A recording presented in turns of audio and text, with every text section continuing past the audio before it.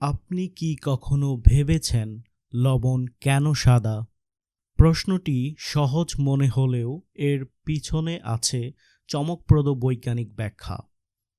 লবণ আমাদের প্রতিদিনের জীবনের এক অবিচ্ছেদ্য অংশ, কিন্তু এর রঙের রহস্য সম্পর্কে আমরা খুব কমই জানি।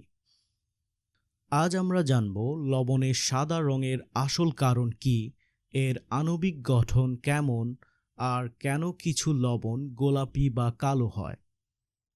তাহলে চলুন বিজ্ঞানের এক রোমাঞ্চকর জগতে ঢুকে পড়ি। লবণ মূলত সোডিয়াম ক্লোরাইড, যা একটি নির্দিষ্ট ক্রিস্টাল কাঠামোতে সাজানো থাকে। এই কাঠামোটি ঘনক আকৃতির, যেখানে প্রতিটি সোডিয়াম এবং ক্লোরাইড আয়ন সুনির্দিষ্টভাবে বিন্যস্ত থাকে।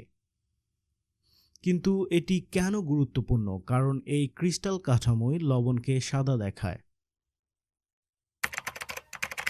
যখন আলো লবণের উপর পড়ে তখন এটি সমানভাবে প্রতিফলিত হয় এবং ছড়িয়ে পড়ে। এই আলো ছড়িয়ে যাওয়ার কারণেই লবণ আমাদের চোখে উজ্জ্বল সাদা দেখায়। আপনি কি কখনো খেয়াল করেছেন লবণ সূর্যের আলোতে ঝলমল করে? এটি কোনো কাকতালীয় বিষয় নয়। লবণের প্রতিটি ছোট্ট স্ফটিক আসলে ছোট ছোট আয়নার মতো কাজ করে, যা আলোকে প্রতিফলিত করে এবং ছড়িয়ে দেয়। কিন্তু সব লবণ কি সাদা?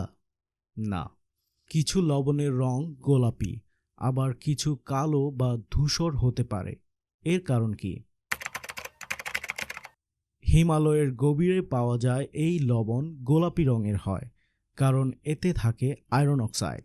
এটি শুধু রঙেই পরিবর্তন করে না, বরং এতে বিশেষ খনিজ উপাদানও থাকে যা একে ভিন্ন মাত্রার স্বাদ দেয়।